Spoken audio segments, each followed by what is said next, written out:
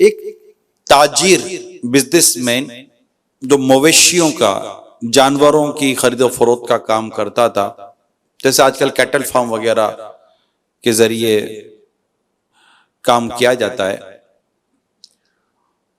तो वो मुल्क शाम की तरफ रवाना हुआ कि मैं वहां जाकर अपने बिजनेस को करूं।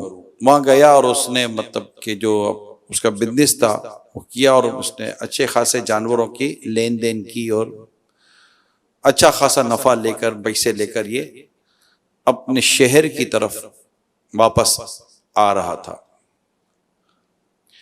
उसकी जो बिजनेस की जो मूवमेंट थी उसको एक शख्स मॉनिटर कर रहा था, डाकू था वो, कि ये कहां जा रहा है, कहां से पैसे ले रहा है वगैरह वगैरह करके। तो वो उसको समझ नहीं पड़ी कि मेरा भी कोई, मुझे भी कोई फॉलो कर रहा है, मेरा कोई ताकुब कर रहा है। खैर, ये अपने शहर की तरफ जब चल रहा था तो रास्ते में एक वीराना था, जंगल टाइप का, वहां एक दरख्त के नीचे उसने थोड़ा सा आराम करने की, थक गया था, लेट गया। जैसे उसने वहां पर आराम करने के लिए जैसे वो आराम के लिए लेटा, फौरन वो डाकू वहां पहुंच गया और अब दोनों में थोड़ी हाथापाई हुई कि वो उससे माल लूटने के चक्कर में था। डाकू ने उसको काबू कर लिया और उसके गर्दन पर खंजर रख दिया और कहा कि जो माल है वो मुझे दे दे। पहले तो उसने थोड़े हाथ पैर मारे, चिल्लाया, कोई अब जंगल बयाबान था, कौन मदद के लिए आता। खैर, जो पैसे माल दौलत उसके पास था सारा उसने डाकू के हवाले कर दिया। अब उसके बाद रास्ता ही नहीं था। अब उसने कहा कि देखो, तुम्हें माल चाहिए था, जो भी माल था मेरा तुम ले चुके, अब मुझे जाने दो। अब डाकू पर उसका खून सवार था कि नहीं, अब इसको छोड़ना भी नहीं है। ये बदकिस्मती के साथ ये इनकी सोच बन जाती है, तो छोड़ेंगे तो ये बाद में हमको प्रॉब्लम करेंगे। तो ये समटाइम ऐसा ही करते हैं कि लूटते भी हैं और फिर आगे की कार्रवाइयां भी कर डालते हैं। तो उसने कहा नहीं, मैं तो तुझे कत्ल करके ही दम लूंगा। तो उसने कहा मेरे छोटे बच्चे हैं, मेरी फैमिली है, मुझे जाने दो, अब तुमने जो चाहिए तो तुम्हें ले लिया। मगर उसने उसको कत्ल करने का जहन बना लिया था। उससे फिर हाथ पैर मारे, थोड़ा चिल्लाया, मगर कहीं कोई भी वहां पर, वीराना था, जंगल तक कौन आता। अब करीब था कि इसकी गर्दन पर वो खंजर फेर कर उसे कत्ल कर देता। प्यारे समय, अचानक उसकी नजर, क्योंकि वो लेटा हुआ था और उसके गर्दन पर खंजर था, अचानक उसकी नजर दरख्त पर की शाखों पर दो कबूतरों पर पड़ी। उसने जो आखिरी जुमले जैसे यूं कहता हुआ दुनिया से चला गया, एक कबूतरों तुम गवाह रहना, एक कबूतरों तुम गवाह रहना जो मेरे साथ हो रहा है, ये कहा और वो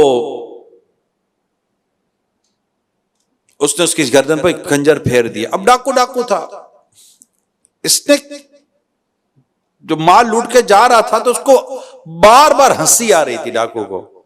किस बात पर? एक कबूतरों गवाह रहना, एक कबूतरों तुम गवाह रहना। अब ये भी को बोले, कबूतरों को बोल के चला गया ये। अब उसको जो है ना, ये दिमाग में बैठ गया, एक कबूतरों तुम गवाह रहना, और उस पर ये हंसता था। यानी इसको अगर हंसी लेनी होती थी तो ये उसका वो जुमला याद करता था, ये दोनों कबूतरों तुम गवाह रहना। अच्छा, चंद दिन गुजर गए, वालिद घर पर नहीं है तो बेटों को और घर वालों को तशवीश हुई। उन्होंने ढूंढना शुरू किया।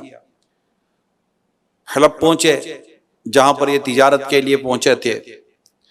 बातचीत हुई तो पता चला कि आए थे, माल खरीदा और वो सब हुआ। मजीद उसने थोड़ी मालूमात की तो फिर उसको लोगों ने बताया कि इस तरह तुम्हारे वालिद साहब घर की तरफ आ रहे थे और इस तरह हमें लगा है कि कोई डाकू ने हमला किया। हमने आपके वालिद साहब की खून में लिथड़ी हुई लाश मिल पाई और हमने फना कब्रिस्तान में आपके वालिद साहब को दफन कर दिया है। तो ये एक चैप्टर मतलब यूं जहन में आ गया, क्लोज हो गया कि अब ढूंढना नहीं है, बाप वाली साहब का कत्ल हो गया। अब बेटे ने मुख्तलिफ जगहों पर काजी के पास और मुख्तलिफ इदारों के पास जा जाकर बातचीत की कि भाई मेरे वालिद साहब का कत्ल हुआ है, कातिल को ढूंढ के तो दे। अब कातिल मिले कहां से? कोई गवाही नहीं था, कोई सबूत ही नहीं था, कोई निशानी नहीं थी, कुछ भी नहीं था। वक्त भी गुजरता गया और वो अपने वालिद साहब के कातिल को ढूंढने की कोशिश करते रहे, लेकिन फाइनली ये हुआ कि फाइलें क्लोज हो गई और कुछ भी नतीजा नहीं निकला और कातिल बरामद नहीं हो सका, क्योंकि उसने कोई निशानी नहीं छोड़ी थी, जानता को पहचानता ही नहीं था। प्यारे साहब वक्त गुजरता गया, लोग भूल गए, घर वालों को भी सब्र आ गया और गोया कि अब ये बात एक बस एक वो रह गई जिसको तो ना सालाना याद आता है, सब फरामोश हो गया। कोई गवाह नहीं था सिवाय एक के, वो खुद कातिल,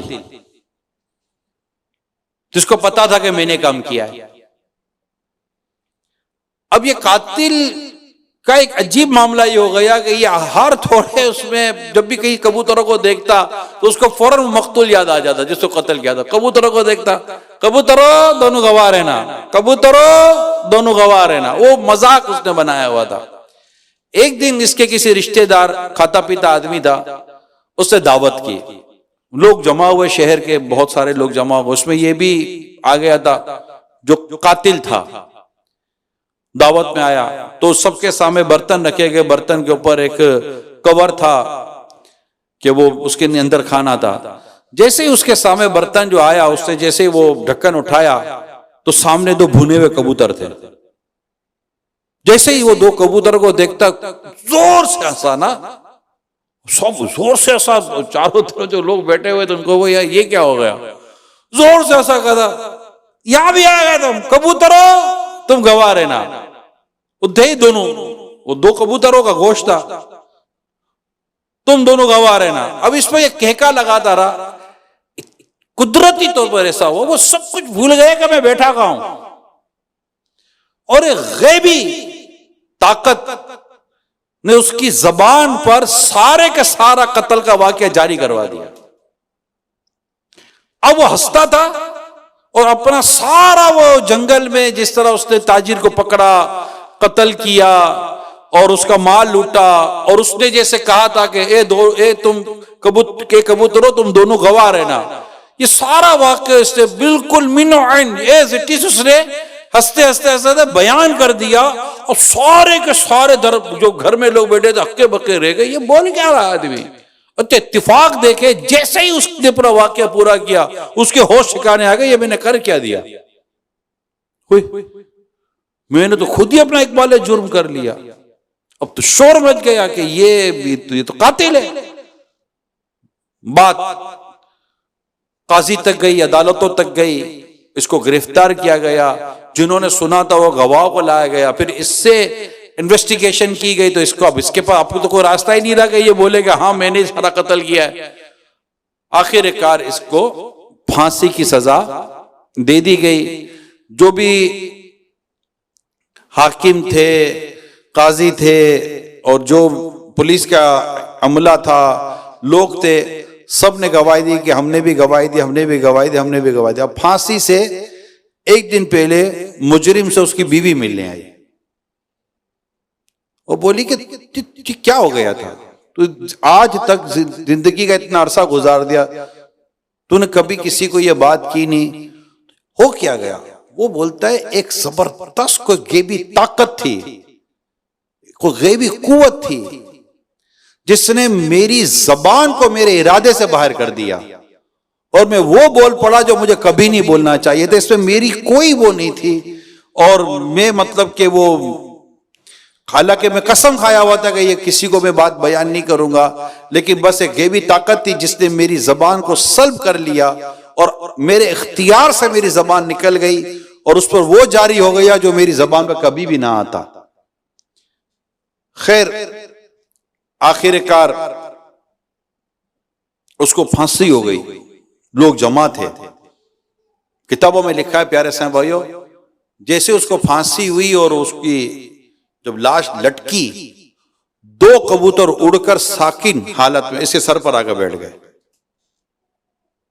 और गोया के जैसे कि शोर मचा, अल्लाह ला इलाहा इल्लल्लाह, यानी बिल्कुल एक सबके सामने एक चीज इतनी वाज़ी हो गई कि अल्लाह की लाठी भी आवाज है। जुल्म ये इस तरह बंदे पर जाहिर हो जाता है और लोग जानते नहीं हैं और उनका जुर्म खुल जाता है। कई ऐसे वाकयात मिलते हैं प्यारे इस्लामी भाइयों, आदमी चुप कर करता है, किसी को नहीं पता होता, एक को तो पता है ना, वो अल्लाह, वो अल्लाह। बंदा चुप कर गुनाह करता है, लोगों में जाहिर हो जाता है। बंदा चुप कर नेकी करता है, लोगों में जाहिर हो जाता है। ये आप याद रखिएगा, बंदा लाख पर्दों में चुप कर गुनाह करे मगर वो तो देख रहा है ना जो जाहिर करने पर कादिर है। बंदा लाख चुप चुप कर इबादत करे, वो तो लोगों में जाहिर करने पर कादिर है, जो रब है हमारा। हम चुप कर गुनाह करते हैं, चुप कर साजिश, कई ऐसे लोग होते हैं जो साजिशें कर रहे होते हैं और उनका भांडा फूट जाता है, उफा करके भांडा फूट जाता है, चीज निकल आती है, कईयों की वीडियो जाहिर हो जाती है, कईयों की पता नहीं क्या क्या, पेपर लीक हो जाता है, कोई क्या लीक हो जाता है, कोई इधर से निकल जाता है, कोई उधर से निकल जाते हैं, किसी का बयान मुंह पर आ जाता है तो किसी का साथ वाला पार्टनर वो खुट जाता है, कुछ ना कुछ हो जाता है और जुल्म आखिरकार जाहिर हो जाता है। बंदे को हर वक्त अपने रब से डरना चाहिए कि अल्लाह देख रहा है। सब मिलकर कहें, अल्लाह देख रहा है, अल्लाह देख रहा है। थोड़ा ऊंची आवाज से कहें और अल्लाह करे हमारे दिल और दिमाग में यह बात बैठ जाए, नाजरीन भी कहें अल्लाह देख रहा है, अल्लाह देख रहा है, अल्लाह देख रहा है। ये बात हमारी मतलब हमारे दिल पर, हमारे दिमाग पर, बल्कि अगर हमारी मिल्कियत में है तो हमारे घर की बात जगहों पर, दरों दीवारों पर, कहीं ना कहीं जहां बैठते हैं वो लिखा हुआ होना चाहिए। मकतूतुल मदीना तो स्टिकर छापे थे, अल्लाह देख रहा है, अल्लाह देख रहा है, अल्लाह देख रहा है। ये तस्वुर, और मतलब ये एक ऐसा तस्वुर है कि जो इंसान को गुनाहों से बचाता है, जुल्म से बचाता है, ज्यादतियों से बचाता है। कई ऐसे लोग हैं जो अपने वारिसों का माल खा कर बैठे हैं, ये इनको ऐसा लगता है किसी को पता ही नहीं है, वो माल खा गए। कई ऐसे होते जो जमीनें खा जाते हैं, इनको लगता है किसी को पता ही नहीं है, नहीं पता किसी को। अरे जंगल में भी किसी को नहीं पता था, मगर दो कबूतरों के जरिए अल्लाह ताला ने इसका जुर्म जाहिर कर दिया। दो कबूतरों के जरिए, जिस पर यह हंस रहा था, मगर कबूतर भी हैं तो रब की मखलूक ना, पैदा तो उनको भी खालिक हकीकी ने किया है, लेकिन मजलूम की आखिर रंग लाई और जालिम का राज खुल गया। इसी के अपनी जबान से खुला, जरा सोचे तो सही, इसी के अपनी जबान से खुला। अल्लाह की गिरफ्त बड़ी सख्त है। हजरत सैयदना अबू मूसा अशअरी रदी अल्लाह ताला अन्हो ये रिवायत करते हैं कि प्यारे आका सल्लल्लाहु ताला अलैहि वसल्लम ने इरशाद फरमाया, बेशक अल्लाह पाक जालिम को मोहल्लत देता है, यहां तक कि जब उसको अपनी पकड़ में लेता है तो फिर उसको कोई नहीं छोड़ता, फिर उसको नहीं छोड़ता। जब उसको अपनी पकड़ में लेता है तो फिर उसको नहीं छोड़ता। ये फरमाकर प्यारे आका सल्लल्लाहु अलैहि वसल्लम ने कुरान करीम की जो आयत करीमा तिलावत की, उसका तर्जुमा कंजुल ईमान ये है कि और ऐसी ही पकड़ है तेरे रब की जब बस्तियों को पकड़ता है इनके जुल्म पर, बेशक इसकी पकड़ दर्दनाक कड़ी। बुखारी शरीफ की हदीस मैंने आपको बयान की है कि जालिम को मोहलत मिलती है। वो समझता है मुझे कोई देखने वाला पूछने वाला नहीं है। ना ना ना, पागल वागल हो गए हो क्या, देखने वाला पूछने वाला नहीं है। अल्लाह की पकड़ सख्त है। जायदादें खा जाने वालों, यतीमों का माल खाने वालों, कमजोरों को पर जुल्म करने वालों, अच्छा, लोगों की इज्जतें पामाल कर, चुप कर, पीछे से ऐसी इज्जतें उछालते हैं, कहते किसी को पता ही नहीं चलेगा। लोग फेक आईडीज बनाकर लोगों की इज्जतें उछालते हैं। एक फेक आईडी, अब तो सोशल मीडिया का दौर है ना, फेक आईडीज बनाकर, फेक पेजेस बनाकर, कोई आपको नहीं जानता, नाम मतलब आपने नाम भी औरत का लिख दिया कि आप मर्द हो, पीछे पता ही नहीं चले कि जनाब बीवी को पीछे से मर्द हरकतें कर रहा है। सारे काम आप लेकर जो कर रहे हैं, मैं उनको कह रहा हूं कर रहे हो, मगर ये बंदे भूल क्यों जाते कि तेरा रब सब जानता है। तूने जो दुनिया में लोगों पर जुल्म किया, ज्यादती की, इनके माल में, इनकी जान में, इनकी इज्जत में, जो तूने 10 अंदाजी की, याद रखिएगा नबी पाक सल्लल्लाहु अलैहि वसल्लम की हदीस पाक को कभी भूलना नहीं है कि मुसलमान का मुसलमान पर हराम है उसकी जान, उसकी माल और उसकी इज्जत। आप किसी मुसलमान की इज्जत में हाथ डाल रहे हैं, आप किसी मुसलमान की जान ले रहे हैं, आप किसी मुसलमान की माल में हाथ डाल रहे हैं, उसकी आबरू में हाथ डाल रहे हैं, और आप समझते कुछ भी नहीं होगा, नादान हो। ये कैसे हो सकता है कि आप इतना जुल्म करें और कुछ भी ना हो? मोहलत मिली है, वक्त मिला है। इस मोहलत में तो बंदा अल्लाह के बारगाह में रुजू करे, हक तलफियां जो हुई हैं उनकी माफी तलब करे और अपने रब को राजी करे, अल्लाह की पकड़ से डरे। और ये जो कत्ल कर देते हैं, मतलब पता नहीं चलता, कत्ल करके चले जाते हैं, अल्लाह अल्लाह कत्ल कर देते, उफ, कत्ले ना हक गुनाह अजीम है।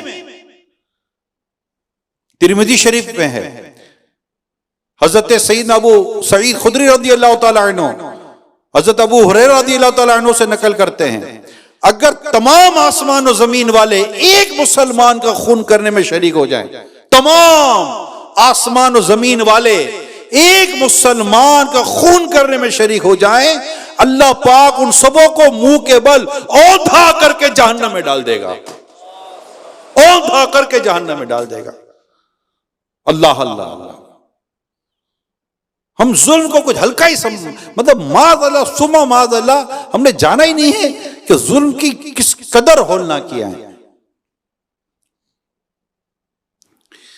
हजरत सईदना फकी अबू लैस सबरकंदी रहमतुल्लाह तआला अलैह नकल करते हैं, बेशक पुल सिरात पर आग की बेड़ियां हैं, जिसने हराम का एक दिरहम भी लिया उसके पांव में आग की बेड़ियां डाली जाएंगी, जिसके सबब से पुल सिरात पर गुजरना दुश्वार हो जाएगा, यहां तक कि उस दिरहम का मालिक इसकी नेकियों में से इसका बदला ना ले ले।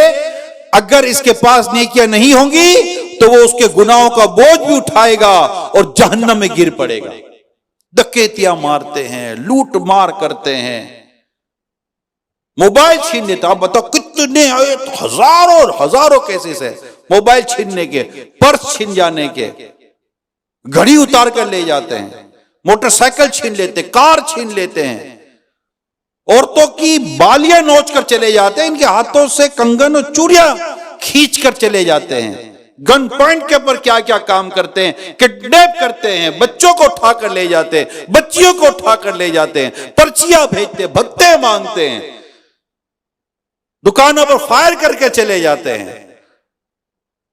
तुम जितनी भी ये जुल्म कर रहे हो, जो ज्यादतियां कर रहे हो, चुप कर रहे हो, तुम्हें इदारा भी नहीं पकड़ पा रहा, एक का दो, दो का तीन, तीन का चार ग्रुप बने हुए, माफियाज बनी हुई हैं, इसको इससे निकाला, उससे उसको निकाला, तुम्हें को पकड़ नहीं पा रहा। 2 दिन के अंदर अंदर तुमने पोर्ट पार करा दिया, मुल्क पार करा दिया, सरहदें पार करवा दी, तुमने सब कुछ कर लिया, कोई तुम्हें नहीं जानता। अरे अल्लाह देख रहा है, इतना बड़ा जुल्म कर रहे हो, लोगों के घरों को उजाड़ रहे हो, इनके बेटियों को अगवा कर रहे हो, और ये माल तो कहां लेके जाओगे, कहां माल लेके जाओगे? सोचिए दोबारा कि जब बेशक पुल सिरात पर आग की बेड़ियां हैं, जिसने हराम का एक दिरहम भी लिया उसके पांव में आग की बेड़ियां डाली जाएंगी, जिसके सबब इसे पुल सिरात पर गुजरना दुश्वार हो जाएगा, यहां तक कि उस दिरहम का मालिक इसकी नेकियों में से इसका बदला ना ले ले। अगर इसके पास नेकियां नहीं होगी तो वो उसके गुनाहों का बोझ भी उठाएगा और जहन्नम में गिर पड़ेगा। अजीब व गरीब अंदाज है जुल्मन माल लेने के, बातिल तरीके से माल लेने के, हराम खाने के मुख्तलिफ अंदाज हैं। आयात में, तफासिर में, हदीस की शुरुआत में पूरा बयान मौजूद है। मगर मैं यहां पर बस अर्ज करने की ये कोशिश करूंगा कि मुसलमानों को किसी सूरत तकलीफ नहीं देनी है। आज हम भी नियत करें, इंशाअल्लाह हम कभी किसी मुसलमान को तकलीफ नहीं पहुंचाएंगे। हमारी हाथ और हमारी जबान से इंशाअल्लाह मुसलमान महफूज रहेंगे। इंशाअल्लाह हम आका की दुखियारी उम्मत का गम हल्का करेंगे, ना कि इनके गमों को बढ़ाएंगे। हम मुसलमानों को तकलीफ देने के लिए पैदा तो नहीं किए गए, हम तो अल्लाह की इबादत के लिए पैदा किए गए।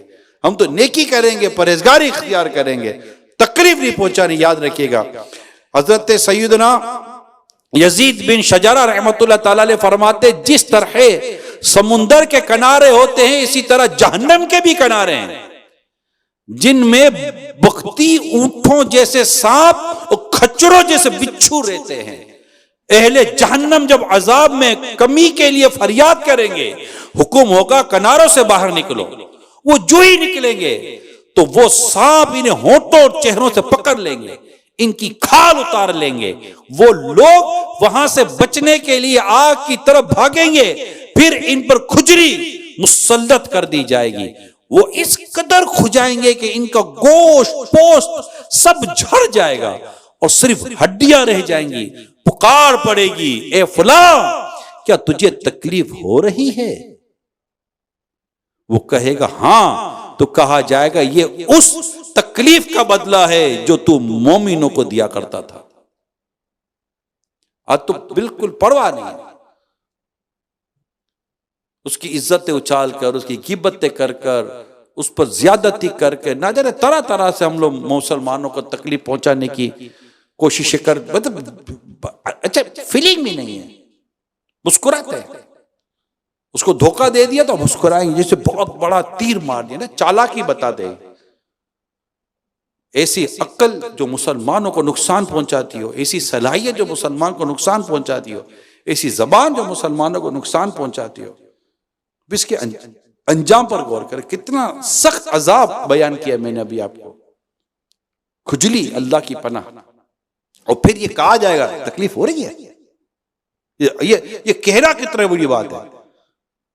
गोश्त पोस्ट सब खत्म, हड्डियां जाहिर हो जाएंगे और पूछा जाएगा तकलीफ हो रही है, कहा जाएगा तकलीफ तो हो रही है। चखो उस बदला ही उस तकलीफ का जो तुम दुनिया में मुसलमानों को दिया करते थे।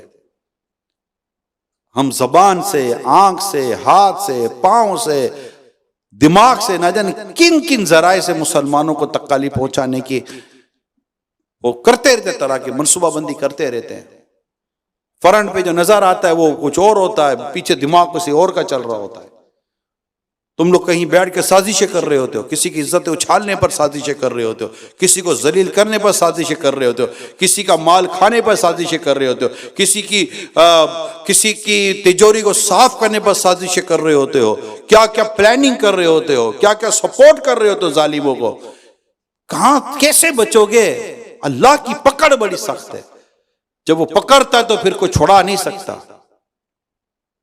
अल्लाह पाक आपको और मुझे गुनाहों से बचकर जीने की तौफीक अता फरमाए और अल्लाह जुल्म से हमें महफूज रखे, जालिम नुकसान में। प्यारे इस्लामी भाइयों, जुल्म को समझिए। इसके लिए मेरे शेख तरीकत अमीर अहले सुन्नत का एक रिसाला है, मक्ततुल मदीना से आप तलब कर सकते हैं, डाउनलोड भी कर सकते हैं वेबसाइट से।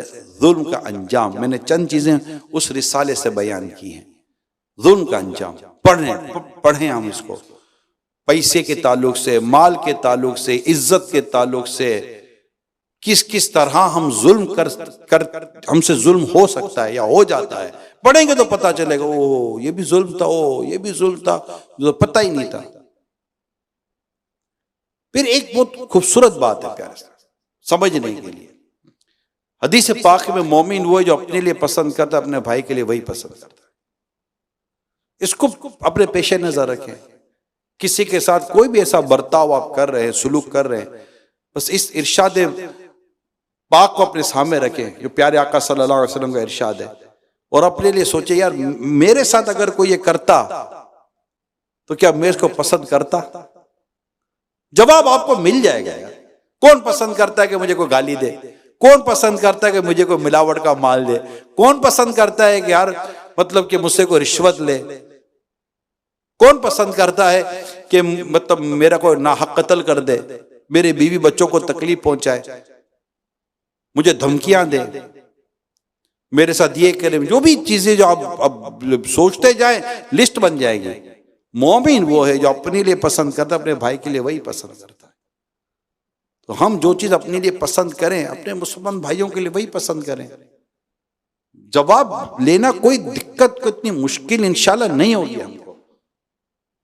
बस अल्लाह पाक हमें अक्ल सलीम अता करे और अच्छी सोच अल्लाह पाक हमको अता फरमा दे। अच्छा सोचे, इंशाअल्लाह कल्बे सलीम लेकर अगर दुनिया से गए, अल्लाह ने चाहा तो अल्लाह की रिजा भी मिलेगी और इंशाअल्लाह जन्नत में दाखिला भी मिलेगा इंशाअल्लाह अज़्ज़ व जल। इसके लिए नेक माहौल, दावत इस्लामी का जैसे माहौल है, बयान सुनते रहें, मदनी मुज़ाकरों में शिरकत करते रहें। दर्स व बयान जो दावत इस्लामी के होते हैं, इनमें दावत इस्लामी के जो आशिकान रसूल मुबल्लिकीन हैं, इनके साथ उठने बैठने का मामूल रखें। जब मदरसतुल मदीना बालिगान में मामूल रखें, हफ्तावार इज्तिमा में, दीगर मदनी काफिलों में, नेकी की दावतों में मामूल रखें कि ये ज़रूरी है। एक आध दफ़ा सुन लेने से ज़रूरी नहीं कि हमारी सोच बदल जाएगी। बाद वक़्त होता है ओहो बस अब तो बस अब ठीक है, अब नहीं। मगर जब वापस जाते हैं तो इसी तरह के अजीब व गरीब किस्म के दोस्त मिल जाते हैं। नहीं होता लड़का लुटेरा, नहीं होता लड़का चोर, नहीं होता ये लड़का मोबाइल लूटने वाला, मोटरसाइकिल लूटने वाला। इसको नहीं होता। इसको इसके दोस्त बना देते हैं। अबे चलना डरपोक कर इसको आदि मुजरिम बना देते हैं। अबे डरता क्या, देख मजे लगे हुए, देख बटवे भरे हुए हम लोगों के। हाँ बस लिया मोबाइल, दे थप्पड़ पर मारा, मोबाइल छीना, मार्केट में बेचा, 30-40 हजार रुपए जेब के अंदर, 1-1.5 लाख का मोबाइल बेच दिया हमने। देख जेब भरी हुई है, बोल क्या चाहिए? अरे जेब भरी है। हाँ कुछ नहीं होता यार, कुछ नहीं होता। इधर उधर 2-10 हजार रुपए देकर हम भी निकल आते। ये इस तरह की बातें कर कर उसको उभारते हैं बदकिस्मती के साथ। बेरोजगारी बहुत है। नौजवान को काम का काम करे तो अल्लाह करे तो यूं रास्ते मिल जाते हैं। नशे की तरफ लगा देते हैं, नशा बेचने की तरफ लगा देते हैं, जवानियां बर्बाद कर रहे होते हैं। पहले उसको नशे का आदी बनाएंगे, पहले फ्री में नशा देंगे। ये मेरे इस्लामी भाइयों याद रखना, ये जो माफिया है ना, ये बड़ी गंदी माफिया है। सिगरेट के आदी को पहले मुफ्त में नशा पिलाते हैं, चर्स, हीरोइन, तरह की, और उसको आदी बनाते हैं। एक का दो में वो या चंद एक में शायद आदी बन जाता होगा। अपने को अल्लाह का शुक्र है तजर्बा नहीं है, सिगरेट का तजर्बा नहीं, कभी पी नहीं आती नहीं सिगरेट कैसे पी जाती है, टुबे को एक्सपीरियंस है ही नहीं, अल्लाह का शुक्र है।